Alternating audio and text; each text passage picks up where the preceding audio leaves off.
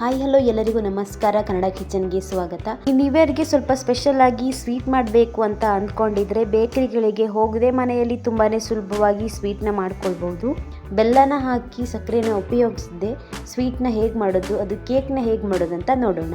ನಾನಿಲ್ಲಿ ಮೊದಲಿಗೆ ಕೇಕ್ ಮಾಡೋದಕ್ಕೆ ಈ ಕಪ್ನಲ್ಲಿ 1 ಕಪ್ ಆಗುವಷ್ಟು ರವೆನ ಹಾಕ್ತಾ ಇದ್ದೀನಿ. ರವೆನ ಸ್ವಲ್ಪ ನಾವು ಇನ್ನೂ ಸಣ್ಣದಾಗಿ ಪುಡಿ ಮಾಡ್ಕೊಳ್ಬೇಕಾಗುತ್ತೆ. ತುಂಬ ನೈಸಾಗಿ ಏನು ಪುಡಿ ಬೇಡ, ಸ್ವಲ್ಪ ರವೆ ಇನ್ನು ಸ್ವಲ್ಪ ಸಣ್ಣದಾಗಿ ಪೌಡರ್ ಮಾಡ್ಕೊಂಡ್ರೆ ಸಾಕು. ನಾನಿಲ್ಲಿ ಇದನ್ನ ತರಿಯಾಗಿ ಪೌಡರ್ ಮಾಡಿ ಇಟ್ಕೊಂಡಿದ್ದೀನಿ. ನಂತರ ಒಂದು ಪಾತ್ರೆಗೆ ನಾನು ಈ ಕಪ್ನಲ್ಲಿ 1 ಕಪ್ ಆಗುವಷ್ಟು ಮೊಸರನ್ನ ಹಾಕ್ತಾ ಇದ್ದೀನಿ. ಹಾಗೆ ಅದೇ ಕಪ್ನಲ್ಲಿ 1 ಕಪ್ ಆಗುವಷ್ಟು ಬೆಲ್ಲ ಹಾಕ್ತಾ ಇದ್ದೀನಿ. ಇಲ್ಲಿ ನಾನು ಸಿಹಿಯಾಗಿ ಸಕ್ಕರೆ ಬದಲಿಗೆ ಬೆಲ್ಲ ಹಾಕ್ತಾ ಇದ್ದೀನಿ. ನಾನು ಈ ಕಪ್ನಲ್ಲಿ 1 ಕಪ್ ಆಗುವಷ್ಟು ಬೆಲ್ಲ ಮಾತ್ರ ಹಾಕಿದ್ದೀನಿ. ನಿಮಗೆ ಸಿಹಿ ಜಾಸ್ತಿ ಬೇಕು ಅಂತ ಹೇಳಿದ್ರೆ ಇನ್ನೊಂದು ಅರ್ಧ ಕಪ್ ಆಗುವಷ್ಟು ಬೆಲ್ಲ ಹಾಕ್ಬೋದು. ಆ ಬೆಲ್ಲನ ಹಾಕಿದ ನಂತರ ಸ್ವಲ್ಪ ಗಂಟಿಲ್ಲದೆ ಇರುವ ಹಾಗೆ ಚೆನ್ನಾಗಿ ಮಿಕ್ಸ್ ಮಾಡ್ಕೊಳ್ಳಿ. ಇದೀಗ ಚೆನ್ನಾಗಿ ಮಿಕ್ಸ್ ಮಾಡ್ಕೊಂಡಾಗಿದೆ, ಒಂದು ಸ್ವಲ್ಪನೂ ಗಂಟಿಲ್ಲ, ಆ ರೀತಿ ಮಿಕ್ಸ್ ಮಾಡ್ಕೊಂಡಿದ್ದೀನಿ. ನಂತರ ಅದೇ ಕಪ್ನಲ್ಲಿ 1/4 ಕಪ್ ಆಗುವಷ್ಟು ಅಡುಗೆ ಎಣ್ಣೆನ ಹಾಕಿ ಚೆನ್ನಾಗಿ ಮಿಕ್ಸ್ ಮಾಡ್ಕೊಳ್ತೀನಿ. ಇದನ್ನು ಕೂಡ ಮಿಕ್ಸ್ ಮಾಡ್ಕೊಂಡಾದ್ಮೇಲೆ ನಂತರ ಇದಕ್ಕೆ ನಾನು ರೆಡಿ ಮಾಡಿ ಇಟ್ಕೊಂಡಿರೋಂಥ ರವೆನ ಹಾಕ್ತಾ ಇದ್ದೀನಿ. ರವೆ ಪುಡಿನ ಹಾಕಿದ ನಂತರ ಮತ್ತೆ ಚೆನ್ನಾಗಿ ಮಿಕ್ಸ್ ಮಾಡ್ಕೊಳ್ಳಿ. ರವೆ ಹಾಕಿದ ನಂತರನೂ ಚೆನ್ನಾಗಿ ಮಿಕ್ಸ್ ಮಾಡ್ಕೊಳ್ಳಿ. ಸ್ವಲ್ಪನೂ ಗಂಟಿಲ್ದಿರೋ ಹಾಗೆ ಎಲ್ಲ ಕಡೆ ಹೊಂದ್ಕೊಳ್ಳೋ ಹಾಗೆ ಚೆನ್ನಾಗಿ 1-2 ನಿಮಿಷಗಳ ಕಾಲ ಮಿಕ್ಸ್ ಮಾಡ್ಕೊಂಡಾದ್ಮೇಲೆ ಇದಕ್ಕೆ ನಾನು ಒಂದು ಮುಚ್ಚಳನ ಮುಚ್ಚಿ 5 ನಿಮಿಷಗಳ ಕಾಲ ಹಾಗೆ ಬಿಡ್ತೀನಿ. 5 ನಿಮಿಷ ಆದ ನಂತರ ಇದಕ್ಕೆ ನಾನು ಈ ಕಪ್ನಲ್ಲಿ 1 ಕಪ್ ಆಗುವಷ್ಟು ಕೋಕೋ ಪೌಡರ್ನ ಹಾಕ್ತಾ ಇದ್ದೀನಿ. ಹಾಗೆ ಅದೇ ಕಪ್ನಲ್ಲಿ 1/4 ಕಪ್ ಆಗುವಷ್ಟು ಮೈದಾ ಹಿಟ್ಟನ್ನ ಕೂಡ ಹಾಕ್ತಾ ಇದ್ದೀನಿ. ಹಾಗೆ 1 ಟೀ ಸ್ಪೂನ್ ಆಗುವಷ್ಟು ಬೇಕಿಂಗ್ ಪೌಡರ್ನ ಹಾಕ್ತಾ ಇದ್ದೀನಿ. ಹಾಗೆ 1/4 ಟೀ ಸ್ಪೂನ್ ಆಗುವಷ್ಟು ಬೇಕಿಂಗ್ ಸೋಡಾನು ಕೂಡ ಹಾಕಿ ನಂತರ ಮತ್ತೆ ಚೆನ್ನಾಗಿ ಇದನ್ನು ಜರಡಿ ಮಾಡ್ಕೊಳ್ತೀನಿ.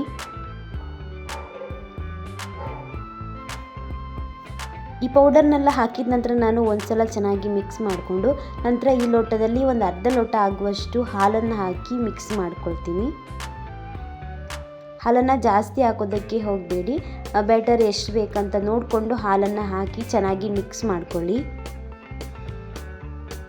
ಈ ಹದದಲ್ಲಿ ನಾನು ಮಿಕ್ಸ್ ಮಾಡ್ಕೊಂಡಿದ್ದೀನಿ. ಹಾಲೇನು ಬೇಕಂತಿದ್ರೆ ಇನ್ನು ಸ್ವಲ್ಪ ಹಾಕ್ಬೋದು. ಈಗ ಇದಕ್ಕೆ ನಾನು 1 ಸ್ಪೂನ್ ಆಗುವಷ್ಟು ವೆನಿಲಾ ಎಸೆನ್ಸ್ನ ಹಾಕ್ತಾ ಇದ್ದೀನಿ. ಹಾಗೆ 1 ಚಿಟಿಕೆ ಆಗುವಷ್ಟು ಉಪ್ಪನ್ನು ಕೂಡ ರುಚಿಗೆ ಹಾಕ್ತಾ ಇದ್ದೀನಿ. ಉಪ್ಪು ಹಾಕೋದ್ರಿಂದ ತುಂಬ ಚೆನ್ನಾಗಿ ರುಚಿ ಕೊಡುತ್ತೆ ಕೇಕ್ಗೆ. ಈಗ ಇದನ್ನ ಮತ್ತೆ ಈ ರೀತಿ ಚೆನ್ನಾಗಿ ಮಿಕ್ಸ್ ಮಾಡಿಕೊಂಡು ಕೇಕ್ ಬ್ಯಾಟರ್ನ ರೆಡಿ ಮಾಡ್ಕೊಂಡಿದ್ದೀನಿ. ನಂತರ ನಾನು ಇಲ್ಲಿ ಒಂದು ಪಾತ್ರೆಗೆ ಕೇಕ್ ಮಾಡುವಂಥ ಪಾತ್ರೆಗೆ 1 ಸ್ಪೂನ್ ಆಗುವಷ್ಟು ಎಣ್ಣೆ ಹಾಕಿ ಎಲ್ಲ ಕಡೆನೂ ಈ ರೀತಿ ಹಚ್ಕೊಂಡು ನಂತರ ಇದಕ್ಕೆ ನಾನು 1 ಸ್ಪೂನ್ ಆಗುವಷ್ಟು ಮೈದಾ ಹಿಟ್ಟನ್ನು ಹಾಕ್ತಾ ಇದ್ದೀನಿ. ಮೈದಾ ಹಿಟ್ಟನ್ನು ಹಾಕಿದ ನಂತರ ಎಲ್ಲ ಕಡೆಗೂ ಈ ರೀತಿ ಚೆನ್ನಾಗಿ ಸ್ಪ್ರೆಡ್ ಮಾಡ್ಕೊಳ್ಳಿ. ಇದಕ್ಕೆ ನಾವು ಕೇಕ್ ಬ್ಯಾಟರ್ ಹಾಕೋದ್ರಿಂದ ಕೇಕ್ ಚೆನ್ನಾಗಿ ಆದಮೇಲೆ ಇದಕ್ಕೆ ಪಾತ್ರಕ್ಕೆ ಅಂಟ್ಕೊಳ್ಳಲ್ಲ. ಅದರಿಂದ ಈ ರೀತಿ ಪೌಡರ್ನ ಸ್ವಲ್ಪ ಎಲ್ಲ ಕಡೆನೂ ಸ್ಪ್ರೆಡ್ ಮಾಡ್ಕೊಳ್ಬೇಕಾಗುತ್ತೆ. ಈಗ ಇದಕ್ಕೆ ನಾನು ರೆಡಿ ಮಾಡಿ ಇಟ್ಕೊಂಡಿರುವಂಥ ಕೇಕ್ ಬ್ಯಾಟರ್ನ ಹಾಕ್ತಿದ್ದೀನಿ.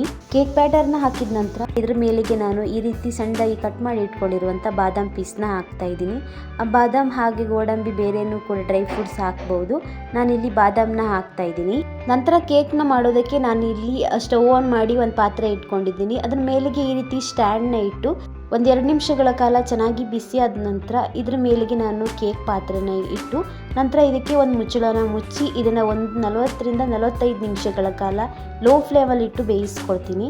ಹೈ ಫ್ಲೇಮಲ್ಲಿ ಇಡೋದಕ್ಕೆ ಹೋಗಬೇಡಿ, ಲೋ ಫ್ಲೇಮಲ್ಲಿ ಇಟ್ಟು ಚೆನ್ನಾಗಿ ಬೇಯಿಸ್ಕೊಳ್ಳಿ. ಆಗ ಕೇಕ್ ಚೆನ್ನಾಗಿ ಉಬ್ಬಿ ಬರುತ್ತೆ, ಹಾಗೆ ತುಂಬ ಚೆನ್ನಾಗಿ ಬೆಂದಿರುತ್ತೆ ಕೂಡ. ಈಗ ನಾನು 40 ನಿಮಿಷಗಳ ಕಾಲ ಲೋ ಫ್ಲೇಮಲ್ಲಿ ಇಟ್ಟು ಬೇಯಿಸ್ಕೊಂಡಿದ್ದೀನಿ. ಈಗ ಕೇಕ್ ಚೆನ್ನಾಗಿ ಬೆಂದು ಉಬ್ಬಿ ಬಂದಿದೆ ಕೂಡ. ಕೇಕ್ ಬೆಂದಿದೆ ಇಲ್ಲ ಅಂತ ನೋಡೋದಕ್ಕೆ ನಾನು ಇಲ್ಲಿ ಒಂದು ಕಡ್ಡಿನ ಹಾಕಿ ನೋಡ್ಕೊಳ್ತಿದ್ದೀನಿ. ಈ ಕಡ್ಡಿಗೆ ಏನಾದರೂ ಕೇಕ್ ಅಂಟ್ಕೊಂಡಿದ್ರೆ ಬೆಂದಿಲ್ಲ ಅಂತ ಅರ್ಥ, ಅಂಟಿಲ್ಲ ಅಂತ ಹೇಳಿದರೆ ಚೆನ್ನಾಗಿ ಕೇಕ್ ಬೆಂದಿದೆ ಅಂತ. ಈಗ ಕೇಕ್ ಚೆನ್ನಾಗಿ ಬೆಂದಿದೆ, ನಾನು ಸ್ಟವ್ ಆಫ್ ಮಾಡ್ಕೊಳ್ತೀನಿ. ನಂತರ ಈ ಕೇಕ್ನ ತೆಗೆಯೋದಕ್ಕೆ ಸ್ವಲ್ಪ ಬಿಸಿ ಆರಿದ ಮೇಲೆ ಈ ರೀತಿ ಮೊದಲಿಗೆ ಸೈಡನ್ನು ಬಿಡಿಸ್ಕೊಳ್ಳಿ. ನಂತರ ಈ ಪ್ಲೇಟಿಂದ ಈಸಿಯಾಗಿ ಬರುತ್ತೆ ತೆಗೆಯೋದಕ್ಕೆ. ಈಗ ತುಂಬ ಸಿಂಪಲ್ ಆಗಿ ಹಾಗೆ ತುಂಬ ರುಚಿಯಾಗಿರುವಂಥ ಕೇಕ್ ರೆಡಿ ಆಗಿದೆ. ತುಂಬ ಸಾಫ್ಟಾಗಿ ಬಂದಿದೆ ಕೂಡ. ಈ ನ್ಯೂ ಇಯರ್ಗೆ ಸ್ಪೆಷಲ್ ಆಗಿ ಸಕ್ಕರೆನ ಹಾಕ್ದೇನೆ ಬೆಲ್ಲನ ಹಾಕಿ ತುಂಬ ರುಚಿಯಾಗಿರುವಂಥ ಕೇಕ್ನ ಮಾಡ್ಕೊಳ್ಳಿ. ಖಂಡಿತ ಎಲ್ರಿಗೂ ಇಷ್ಟ ಆಗುತ್ತೆ ಕೂಡ. ಈಗ ಈ ಕೇಕ್ ತುಂಬ ಸಿಂಪಲ್ಲಾಗಿ ಕಾಣಿಸ್ತಿದೆ ಅಂತ ಅಂದ್ಕೊಂಡ್ರೆ ಮತ್ತೆ ಸ್ವಲ್ಪ ಗಾರ್ನಿಷಿಂಗ್ ಕೂಡ ಮಾಡ್ಕೊಳ್ಬೋದು. ನಾನು ಇದಕ್ಕೆ ಮತ್ತೆ ಮೇಲಿಗೆ ಚೆರಿ ಹಣ್ಣು ಹಾಕಿ ಗಾರ್ನಿಷಿಂಗ್ ಮಾಡ್ಕೊತಿದ್ದೀನಿ. ನೀವೇ ನೋಡ್ಬೋದು ತುಂಬ ಸಾಫ್ಟಾಗಿ ಕೂಡ ಬಂದಿದೆ ಕೇಕು. ನೀವು ಟ್ರೈ ಮಾಡಿ ಹೇಗೆ ಬಂದಿದೆ ಅಂತ ಕಮೆಂಟ್ ಮಾಡಿ. ಹಾಗೆ ನಿಮ್ಗೆ ಈ ವಿಡಿಯೋ ಇಷ್ಟ ಆದರೆ ಪ್ಲೀಸ್ ಒಂದು ಲೈಕ್ ಮಾಡಿ, ಶೇರ್ ಮಾಡಿ, ಕಮೆಂಟ್ ಮಾಡಿ. ಹಾಗೆ ನಮ್ಮ ಚಾನಲನ್ನು ಸಬ್ಸ್ಕ್ರೈಬ್ ಮಾಡಿಕೊಂಡು ಪ್ಲೀಸ್ ನಮ್ಮ ಚಾನಲ್ಗೆ ಸಪೋರ್ಟ್ ಮಾಡಿ. Thank you.